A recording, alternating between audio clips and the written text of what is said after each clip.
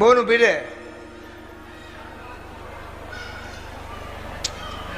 છેલ્લા વર્ષથી બોન આવું છું તું તી તારી જિંદગીમાં કદી બોન લાખ રૂપિયા ભેગા ભાડ્યા હતા નતા જોયા ને?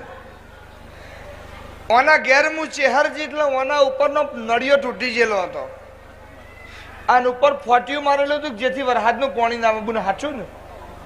અને તૂટી ગયેલી ડોયણી હતી એમાં મારો બુઓ બેઠો એટલે હું ચેહર એવું બોલી કે તને હું બાધા આલું તો તારા અત્યારે જ વેળા નહીં તો બાધા આલીને હું કરું.